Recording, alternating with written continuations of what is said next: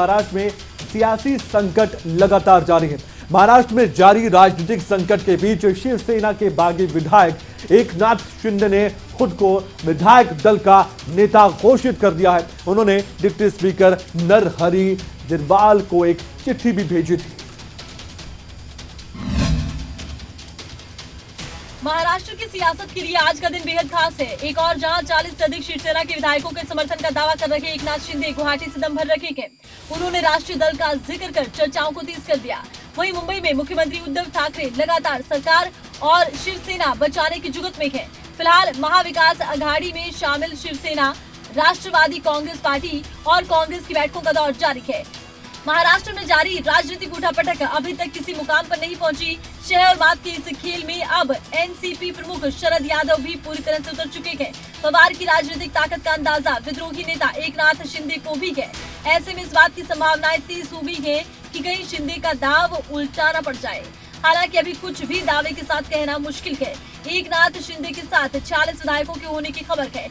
इनमें से 37 विधायक शिवसेना के हैं, जबकि निर्दलीय के मामले में यह आंकड़ा 9 का है। संभावनाएं जताई जा रही है कि आज 3 और शिवसेना विधायक असम के गुवाहाटी पहुंच रहे हैं। साथ ही 5 निर्दलीय विधायक भी शिंदे कैंप के साथ जुड़ सकते हैं। इस लिहाज से शिंदे के आदिवासी माफ कीजिएगा, जिस तरीके से देखा जा रहा है कि ये जो महाराष्ट्र में सियासी संकट चल रहा है, उसको लेकर एक बात तो साफ है कि उद्धव सरकार पर ये संकट के बादल जो मंडरा रहे हैं, इससे आने वाले वक्त में मालूम होगा कि आखिरकार क्या उद्धव ठाकरे सरकार जाती है या रहती है, क्योंकि संकेत तो ये मिल रहे हैं कि शायद सरकार गिर जाए। आगे बढ़ते हैं। महाराष्ट्र की सियासत में खूब उथल पुथल चल रही है। इसी बीच शिवसेना नेता संजय राउत ने आरोप ये लगाया कि वे केंद्रीय मंत्री एनसीपी नेता शरद पवार को धमका रहे हैं।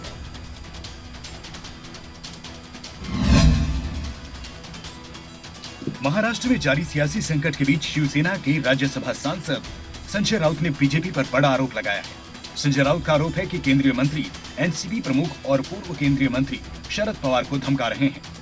संजय राउत ने कहा है कि महाविकास अघाड़ी सरकार को बचाने की कोशिश की तो केंद्रीय मंत्री की तरफ से धमकी है कि शरद पवार को घर जाने नहीं देंगे, उन्हें रास्ते में रोकेंगे। ऐसी धमकी बीजेपी के केंद्रीय मंत्री ने दी है। अगर ये बीजेपी की अधिकृत भूमिका है तो ऐसा ऐलान बीजेपी को करना चाहिए। संजय राउत ने कहा है कि सरकार टिकेगी या जाएगी, लेकिन शरद पवार के लिए ऐसी भाषा का इस्तेमाल महाराष्ट्र को स्वीकार नहीं। महाविकास अघाड़ी सरकार और शिवसेना के खिलाफ बगावत कर चुके एकनाथ शिंदे का कहना है कि संजय राउत उन्हें धमकी दे रहे हैं, लेकिन वो डरने वाले नहीं। एकनाथ शिंदे ने अपने साथ विधायकों के समर्थन की बात की है और जल्द राज्यपाल से मुलाकात का दावा किया है।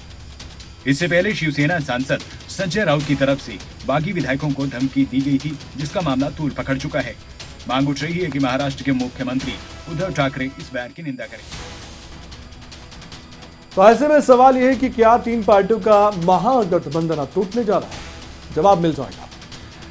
आगे बढ़ते हैं। वायुसेना में अग्निपथ योजना के तहत भर्ती के लिए आवेदन की प्रक्रिया आज से शुरू हो रही है। आवेदकों को एयरफोर्स में भर्ती के लिए 5 जुलाई तक रजिस्ट्रेशन करवाना होगा।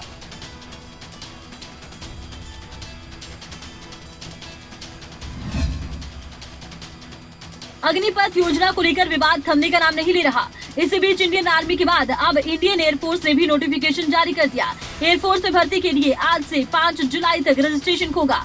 भारतीय वायुसेना सबसे पहले आवेदन प्रक्रिया शुरू कर रही है और इसके लिए इच्छुक और योग्य उम्मीदवार इंडियन एयरफोर्स में भर्ती पोर्टल careerindianairforce.cdac.in पर ऑनलाइन एप्लीकेशन फॉर्म के माध्यम से आवेदन कर पाएंगे।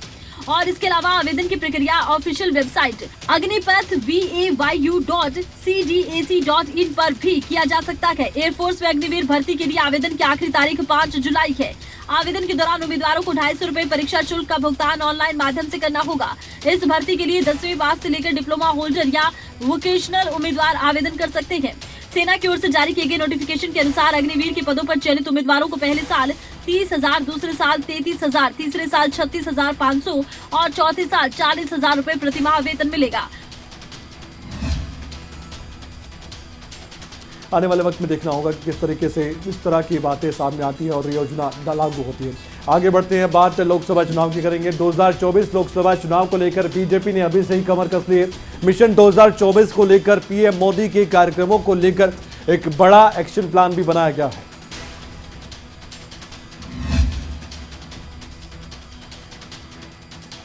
2024 के लोकसभा चुनाव के लिए प्रधानमंत्री मोदी को लेकर बीजेपी ने बड़ा प्लान तैयार किया है। प्लान के आधार पर बीजेपी नेतृत्व पूरे देश में आम चुनाव से पहले पार्टी के पक्ष में एक मजबूत आधार बनाने के लिए रणनीति तैयार कर चुकी है। प्रधानमंत्री केवल देश ही नहीं, दुनिया के सबसे लोकप्रियता नेता बनकर उभरे हैं। ऐसे में बीजेपी को उनके इस लोकप्रियता का राजनीतिक फायदा हर चुनाव में मिलता है। 2014 के बाद बीजेपी ने अपने काम करने की रणनीति में व्यापक तौर पर बदलाव किए। इसी रणनीति के तहत बीजेपी ने 2024 के लोकसभा चुनाव के लिए अभी से पीएम मोदी को पूरे देश में दौरों की योजना पर काम शुरू कर दिया है। इसके लिए बीजेपी पीएम मोदी के लिए अगले 1 साल में देश भर में दौरे और सभाएं आयोजित करेगी। सूत्रों के मुताबिक इन दौरों की तैयारियों पर नजर रखने के लिए उनको अंतिम रूप देने के लिए बीजेपी ने टीम बनाई है। टीम का संयोजक पार्टी के राष्ट्रीय महामंत्री तरुण चुग और सह संयोजक राष्ट्रीय सचिव ऋतुराज सिन्हा को बनाया गया है।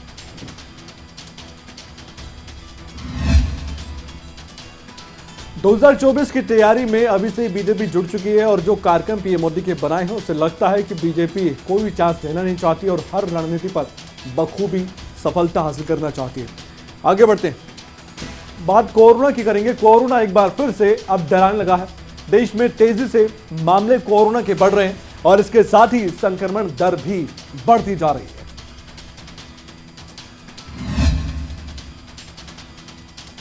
देश में कोरोना वायरस के मामले एक बार फिर से तेजी पकड़ रहे हैं। 24 घंटे में कोविड-19 के 17,336 नए मामले सामने आए हैं। इस दौरान 13 लोगों की कोरोना की वजह से मौत हो गई। देश में कोविड के एक्टिव केस की संख्या बढ़कर 88,284 पहुंच गई है। केंद्रीय स्वास्थ्य मंत्रालय के आंकड़ों के मुताबिक देश में कुल 4,33,62,294 लोग कोरोना से अब तक संक्रमित हो चुके हैं। गुरुवार को देश में कोरोना के 13,000 से ज्यादा केस सामने आए थे। इसके मुकाबले अब कोविड केस में 30.2% का उछाल आ चुका है। अब तक देश में कोविड के कुल 5,24,954 लोगों की जान जा चुकी है। कोविड की मौत से दर बढ़कर 1.21% हो गई है। स्वास्थ्य मंत्रालय के मुताबिक 24 घंटे में देश में 13,029 मरीज ठीक हुए हैं। देश में फिलहाल रिकवरी रेट 98.59% दर्ज किया गया है। डेली पॉजिटिविटी रेट बढ़कर 4.32% चल रहा है। सबसे ज्यादा कोरोना के केस महाराष्ट्र में सामने आ रहे हैं। कोरोना एक बार फिर से पैर पसारने लगा है और जो आंकड़े हैं वो बताते हैं कि कोरोना की जो पॉजिटिविटी दर है वो भी अब बढ़ रही है। बस जरूरत है तो थोड़ा सतर्क होने की। आगे बढ़ते हैं। असम में बाढ़ की स्थिति गंभीर बनी हुई है, जिसने 7 और लोगों की जान ले ली है। इस आपदा में अब तक कुल मिलाकर 108 लोगों ने अपनी जान गंवा दी है। असम के लोग बाढ़ और बरसात की मार झेल रहे हैं। असम में बाढ़ से स्थिति और खराब हो गई है। आपदा में 7 और लोगों की जान गई और इसी के साथ ही बाढ़ बरसात की चपेट में आकर मरने वालों का आंकड़ा बढ़कर 108 हो गया। असम राज्य आपदा प्रबंधन विभाग के मुताबिक बाढ़ से प्रभावित लोगों की संख्या घटी है। असम में बाढ़ की मार झेल रहे 32 जिलों में तकरीबन 54 लाख से अधिक लोग प्रभावित हैं, लेकिन अब बाढ़ से 30 जिलों में 45 लाख लोग ही प्रभावित हैं। वहीं हजारों लोगों को अपना घर छोड़ना पड़ रहा है, उन्हें राहत कैंपों में भेजा गया है। इस बीच प्रधानमंत्री नरेंद्र मोदी ने असम में बाढ़ की स्थिति पर लगातार नजर बना रखी है और राज्य सरकार को हर संभव मदद का आश्वासन दिया है। प्रधानमंत्री ने कहा, सेना और एनडीआरएफ के दल बाढ़ प्रभावित क्षेत्रों में मौजूद हैं। वायुसेना ने बचाव अभियान के तहत 250 से अधिक उड़ानें भरी है। इस बीच गुरुवार को कछार और बारपेट में 2 बिजली, धुबरी और तामुलपुर जिले में एक व्यक्ति की मौत। मई के मध्य तक मरने वालों की संख्या 108 तक पहुंच चुकी। बाढ़ से प्रधानमंत्री नरेंद्र मोदी भी चिंतित थे। असम में जो भी हुआ उसके बाद प्रधानमंत्री नरेंद्र मोदी ने आश्वासन दिया था कि केंद्र सरकार लगातार नजर बनाए हुए और जो भी संभव मदद होगी वो असम को जरूर मुहैया करवाई जाएगी। अब आगे बढ़ते हैं और बात पंजाब की होगी। पंजाब में आज से बजट सत्र की शुरुआत हो रही है। 27 जून को पंजाब का बजट सबके सामने होगा। पंजाब में आज से बजट सत्र की शुरुआत हो रही है। पंजाब विधानसभा का पहली बार पेपरलेस बजट पेश होगा, जिसे 27 जून को विधानसभा के पटल पर रखा जाएगा। बजट सत्र में एक विधायक, एक पेंशन विधेयक, दूसरा अनुबंध कर्मचारियों को रिक्त सरकारी पदों पर नियमित करने के प्रस्ताव को मंजूरी के लिए लाए जाने की संभावना है। आम आदमी पार्टी की सरकार के पहले बजट में उम्मीदें हैं कि 300 यूनिट फ्री बिजली का प्रावधान किया जाएगा।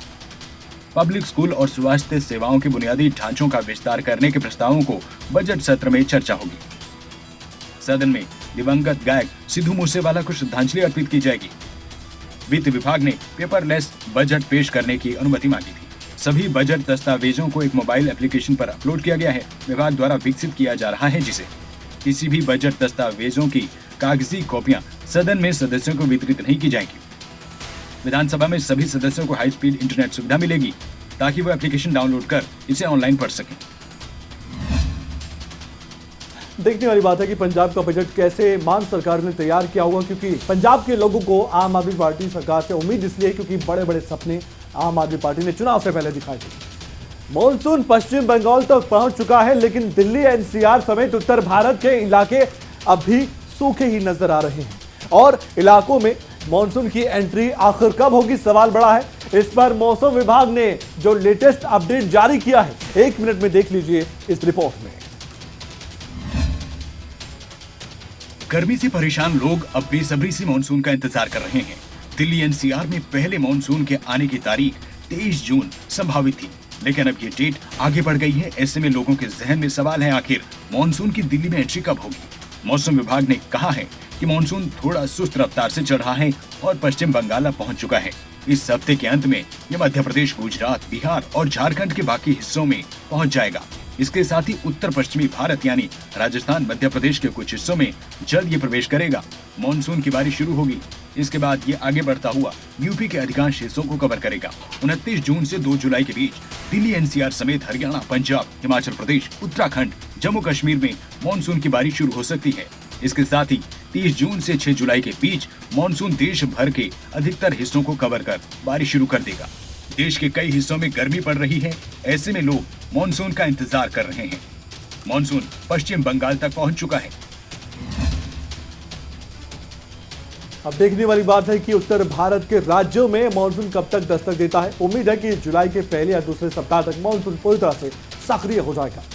अब आगे बढ़ते हैं। इनेलो के प्रदेश अध्यक्ष नरसिंह सिंह राठी ने एक बार फिर से बीजेपी सरकार को अपने निशाने पर लिया है और गठबंधन सरकार पर भी गंभीर आरोप लगाए। इसके साथ ही वो अधिकारियों पर भी निशाना साधते हुए नजर आए हैं। नरसिंह सिंह राठी ने यह भी आरोप लगा दिए कि निकाय चुनाव को लेकर गड़बड़ी हुई है। हरियाणा में निकाय चुनाव हो चुके हैं और नतीजे भी सबके सामने हैं, लेकिन इन नतीजों को लेकर इनेलो के प्रदेश अध्यक्ष नरसिंह सिंह राठी ने प्रदेश सरकार पर बड़े आरोप लगाए।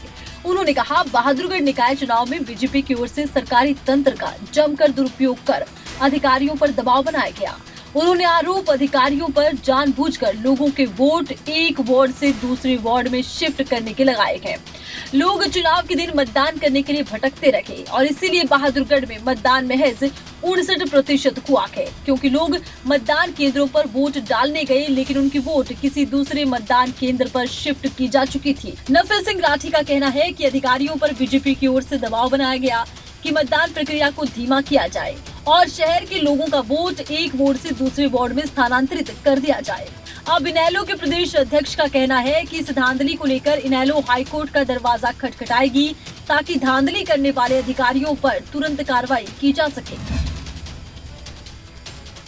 इनेलो को निकाय चुनाव में बहुत नुकसान हुआ है और जो उम्मीद थी उसके मुताबिक नतीजे नहीं आए। अब नरसिंह सिंह राठी जो भी कह रहे हैं क्या वाकई में ऐसा करेंगे, देखने वाली बात है। क्या इस पर भी चर्चा शुरू हुई हरियाणा की सियासत में, ये भी आने वाला वक्त बताएगा। पलवल के होडल की कुंडा कॉलोनी में एक युवक ने पैसे के लेन देन को लेकर अपने मामा के लड़के को चाकू से हमला कर मौत के घाट उतार दिया। पुलिस ने मामले में हत्या के आरोपी को गिरफ्तार भी कर लिया है। पैसों के लालच में लोग किसी भी हद को पार कर सकते हैं। पलवल के होडल की कुंडा कॉलोनी में मामला सामने आया है, जहां एक युवक ने पैसे के लेन देन को लेकर रिश्तों तक की परवाह नहीं की और मामा के लड़के को चाकू से गर्दन काटकर मौत के घाट उतार दिया, जिसे पुलिस ने गिरफ्तार कर लिया। होडल थाना प्रभारी अनूप सिंह ने बताया कि होडल के कुंडा कॉलोनी निवासी मृतक सतीश कुमार के पिता किशन सिंह ने पुलिस को शिकायत की थी, जिसमें बताया कि उसका पुत्र सतीश कुमार उसकी बहन के बेटे ठेकेदार के यहाँ काम करता था और उसने दिगंबर से अपने काम के पैसे मांगे। दिगंबर उसकी बेटे के साथ झगड़ा करने लगा और मारपीट कर चाकू से हमला कर दिया। दिगंबर ने इसकी हत्या की है चाकू मार कर, जिसको कल हमने गिरफ्तार कर लिया पांडा कॉलोनी से। सूचना मिलते ही पुलिस ने मौके पर पहुंचकर आरोपी दिगंबर को गिरफ्तार कर लिया। पुलिस ने आरोपी के पास से चाकू भी बरामद किया। पुलिस ने पूछताछ के बाद तो वहीं पुलिस ने आरोपी को अदालत में पेश कर 2 दिन के रिमांड पर लिया है। अब असल में क्या पैसों के लेन देन के चलते ही अपने ही मामा के लड़के को एक शख्स ने मौत के घाट उतारा या फिर कोई बड़ी वजह भी हो सकती है, देखने वाली बात है। यमुनानगर में रेलवे स्टेशन के नजदीक रेडीमेड शोरूम पर एक कंपनी के लोगों की रेड मारने के बाद जमकर हंगामा हो गया। मौके पर पुलिस तक मौजूद रही, लेकिन इस दौरान रेड में आए कंपनी के अधिकारियों और व्यापारियों के बीच तीखी नोकझोंक देखने को मिली। यमुनानगर में इन दिनों ब्रांडेड कपड़ों के नाम पर आम लोगों से ठगी हो रही है। बड़े बड़े ब्रांड के नकली कपड़े बनाकर उन्हें मार्केट में बेचा जा रहा है और इस बात की जानकारी मुफ्ती ब्रांड के अधिकारियों को लगी तो उन्होंने अपनी संबंधित कंपनी जो कि ऐसे लोगों को पकड़ती है उनसे संपर्क कर इस मामले की जानकारी के लिए उन्हें यमुनानगर भेजा, जिन्होंने यमुनानगर के कई रेडीमेड की दुकानों पर जानकारी जुटाने के बाद एसपी यमुनानगर से मिलकर इस मामले में कार्रवाई की बात कही। वहीं इसके बाद रेलवे स्टेशन यमुनानगर पर पहुंचे। यहां पर एक रेडीमेड की दुकान पर 3 बड़े ब्रांड का भारी भरकम माल निकलवा लिया गया और बाद में इस मामले की जानकारी पुलिस को देने के बाद उन्हें मौके पर बुलाया गया।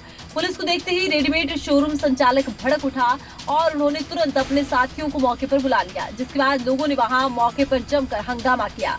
पुलिस को भी माल को कब्जे में लेने के लिए घंटों इंतजार करना पड़ा। बाद में स्वयं एसएचओ थाना शहर ने व्यापारियों को समझाया। दरअसल कंपनी के अधिकारियों को ये जानकारी मिली थी कि ब्रांडेड कपड़ों के मार्का लगाकर कपड़े बेचे जा रहे हैं और कंपनी को बड़ा चूना लगाया जा रहा है, जिसके बाद ये छापेमारी हुई थी। आगे बढ़ते हैं। झज्जर में एक बार फिर से बिजली निगम के ठेकेदारों की लापरवाही का एक बड़ा उदाहरण सामने आया है।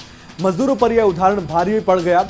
जिस दौरान मजदूर पोल लगाने के लिए काम कर रहे थे, उसी दौरान एक बड़ा हादसा हो गया और जिस हादसे में एक मजदूर ने अपनी जान तक गंवा दी। कभी कभी एक इंसान की लापरवाही दूसरों पर भारी पड़ जाती है। ऐसा ही मामला सामने आया झज्जर से, जहां पर एक बिजली निगम का ठेकेदार इस समय सवालों के घेरे में है।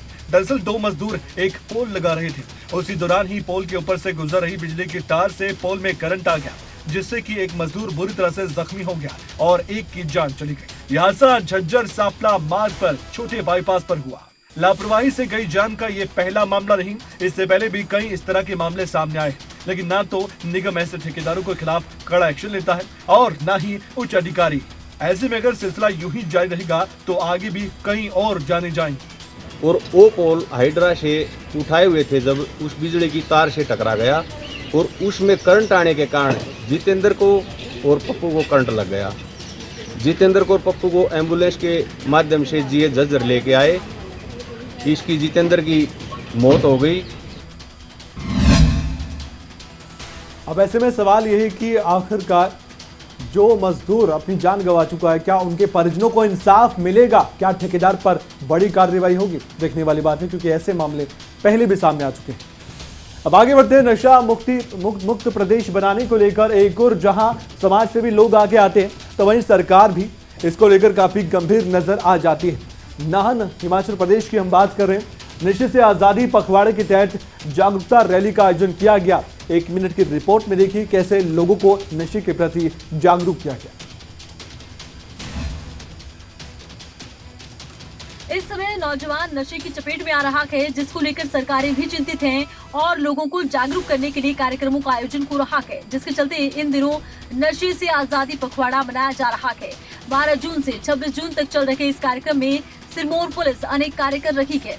नशे पर रोकथाम लगाने के लिए पहले भी कई कार्यक्रमों का आयोजन होता रहा है और कोशिशें ये की जा रही हैं कि प्रदेश के साथ साथ देश को नशे से आजादी मिले। वहीं इसके लिए कई समाज सेवी लोग भी आगे आ रहे हैं और नशा मुक्त अभियान को आगे बढ़ाने में शासन प्रशासन की मदद कर रहे हैं। तो मालूम है हर वर्ष 26 जून को international day against drug abuse and illicit trafficking के रूप में मनाया जाता है।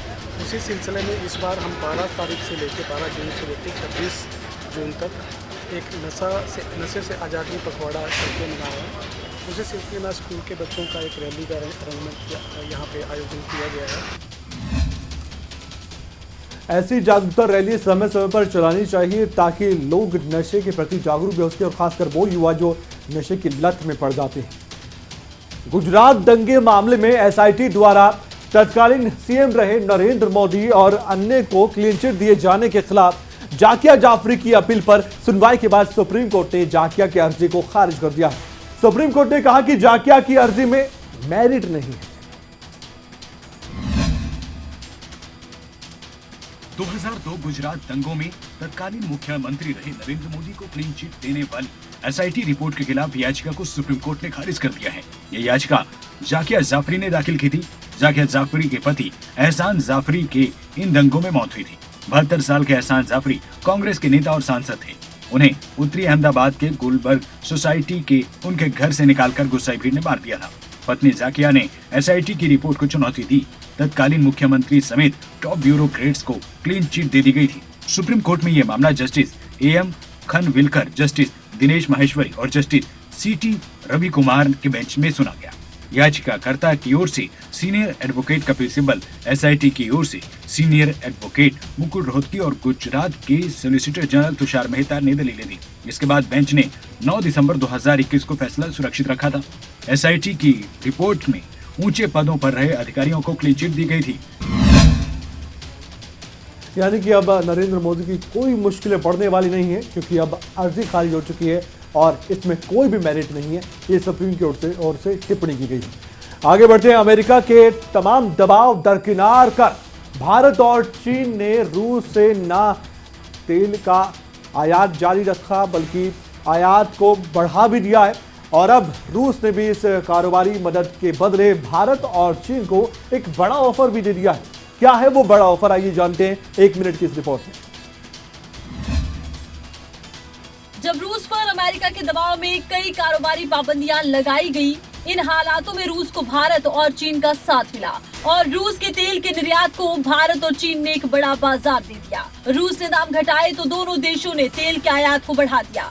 हालांकि चीन और भारत ने अन्य देशों के निर्यात किए जाने वाले तेल की बजाय आयात पूरी तरह से रूस पर निर्भर करने की भी योजना तैयार कर ली। हालांकि रूस ने भी अपने तेल के दामों को घटाकर दोनों देशों को पूरी तरह से सहयोग दिया है। लेकिन इस बीच पश्चिमी यूरोप में चलाए गए अभियानों का नतीजा ये रहा कि न केवल पश्चिमी देशों ने रूस से आयात को घटा दिया, बल्कि अपने स्टोर्स भी रूस से बंद करना शुरू कर दिया। लेकिन अब रूस ने भारत और चीन को एक बड़ा ऑफर दिया है। चीन की मेजबानी में 2 दिवसीय ब्रिक्स सम्मेलन में वर्चुअली तरीके से 14वें ब्रिक्स शिखर सम्मेलन में रूस के राष्ट्रपति पुतिन ने भी हिस्सा लिया और चीन और भारत को एक बड़ा ऑफर दे दिया। और ये ऑफर है रूस के बाजार में चीन और भारत की धमाकेदार एंट्री। तो रूस, भारत और चीन दोनों के लिए काफी सकारात्मक तो नजर आता है, लेकिन चीन के बारे में रूस के वाकई में सब कुछ जानता है। बड़ा सवाल है, क्योंकि चीन कितना धोखेबाज है ये पूरी दुनिया जरूर जानती है। आगे बढ़ते हैं। रूस और यूक्रेन के बीच पिछले 4 महीनों से जारी युद्ध में यूक्रेनी सैनिक जहां अग्रिम मोर्चे पर रूसी सैन्य टुकड़ियों के साथ संघर्ष कर रहे हैं, तो वहीं दूसरी तरफ यूक्रेनी राष्ट्रपति ज़ेलेंस्की दुनिया का ध्यान इस युद्ध पर बनाए रखने में अभी भी जुटे हुए हैं। रूस और यूक्रेन के बीच पिछले 4 महीनों से जारी युद्ध में यूक्रेनी सैनिक जहां अग्रिम मोर्चे पर रूसी सैन्य टुकड़ियों के साथ संघर्ष कर रहे हैं, तो वहीं यूक्रेनी राष्ट्रपति व्लादिमीर ज़ेलेंस्की दुनिया का ध्यान इस युद्ध पर बनाए रखने में जुटे हुए हैं। ज़ेलेंस्की के इस अभियान के तहत यूक्रेनी राजधानी कीव में वैश्विक नेताओं के साथ वो अलग अलग क्षेत्रों के हस्तियों से मुलाकात कर रहे हैं और इसी दिशा में उन्होंने हाल ही में एक टेक इवेंट में होलोग्राम के जरिए हिस्सा लिया। यूक्रेन इस युद्ध में अपनी कई गुना ज्यादा ताकतवर दुश्मन का सामना कर रहा है और उसे आगे बढ़ने से रोकने के लिए यूक्रेन को अंतर्राष्ट्रीय मदद की खासी जरूरत है। ऐसे में इस वैश्विक समर्थन को जुटाने के लिए ज़ेलेंस्की की पीआर टीम 4 तरीकों का इस्तेमाल कर रही है। पिछले हफ्ते ज़ेलेंस्की ने होलोग्राम के जरिए पेरिस में आयोजित वीवा टेक कॉन्फ्रेंस में शिरकत की। यहाँ दिए अपने भाषण में उन्होंने विश्व प्रसिद्ध फिल्म सीरीज स्टार वॉर्स का जिक्र किया। ज़ेलेंस्की ने कहा, राष्ट्र अध्यक्षों के लिए होलोग्राम के जरिए लोगों को संबोधित करना सामान्य नहीं है, लेकिन हम स्टार वॉर्स में दिखाई गई इस तकनीक को अभ्यास में नहीं ला पा रहे हैं। हम इसका इस्तेमाल करेंगे और इस साम्राज्य को भी हराएंगे। ये कहते हुए उन्होंने रूस की तुलना स्टार वॉर्स के खलनायकों से कर डाली। तो रूस और यूक्रेन के बीच जो युद्ध चल रहा है उसकी जो सुर्खियां हैं वो दुनिया भर में अब वैसे नहीं बन पा रही जो पहले बनती थी, लेकिन ज़ेलेंस्की चाहते हैं कि सुर्खियां भी बनी रहे और ध्यान भी दुनिया का उनके देश पर रहे। आगे बढ़ते हैं। चीन अपनी हरकतों से बाज बिल्कुल नहीं आ रहा। अपने बाकी दुश्मन देशों के साथ साथ चीन नेपाल की सीमाओं पर भी अब घेराबंदी करने की कोशिश में जुटा हुआ है। क्या नेपाल ये जानता है? बड़ा सवाल है। 1 मिनट की रिपोर्ट देखिए। चीन अब भी पड़ोसी देशों की जमीन कब्जाने की अपनी नीति से बाज नहीं आया है। इसी के तहत वो लगातार नेपाल की जमीन पर अवैध अतिक्रमण कर रहा है। चीन ने 2 साल पहले नेपाल में गोरखा जिले में रुइला में सैन्य ठिकाने बना लिए थे। अब वहां पर चीन ने कटीली तारे लगाकर घेराबंदी कर दी है। हिमालय क्षेत्र में अभी तक नेपाल और चीन के बीच सीमा निर्धारण नहीं हो पाई है। चीन इसी का फायदा उठाकर धीरे धीरे नेपाल के अंदरूनी हिस्सों में घुसपैठ कर रहा है। वहीं इस हरकत के खिलाफ नेपाल के लोग लगातार विरोध कर रहे हैं, लेकिन सरकारी अधिकारी इससे बिल्कुल अनजान बने हुए हैं। नेपाल के विदेश मंत्रालय के अधिकारी का कहना है कि बॉर्डर पर किसी तरह का डेवलपमेंट करने से पहले दोनों देशों की इजाजत जरूरी है। हालांकि अब तक ऐसी कोई जानकारी नहीं मिली है कि चीन नेपाल की जमीन पर कोई अवैध निर्माण कर रहा है। दोनों देशों के बीच हिमालय से लगी करीब 1400 किलोमीटर का सीमाई इलाका है। 1960 में दोनों देशों के बीच सीमा को लेकर कई समझौते हुए थे। हालांकि चीन अब हुमला के अलावा एक और जिले में लगे पिलर्स को हटाकर यहां कब्जा करने की कोशिश में जुटा हुआ है। चीन अभी भी उसी नीति पर चल रहा है कि दूसरे देशों की जमीन को कैसे हड़पा जाए, लेकिन नेपाल को संभलना होगा, क्योंकि भारत तो ये जानता है, ये नेपाल क्या जानता है कि चीन भी उसका बड़ा दुश्मन बन सकता है। 1 मिनट पूरी रिपोर्ट में अभी के लिए इतना ही। अपना ख्याल रखिए। ब्रेक के बाद खबरों का सिलसिला जारी रहेगा, कहीं मत जाएगा। देखते रहिए खबरें अभी तक।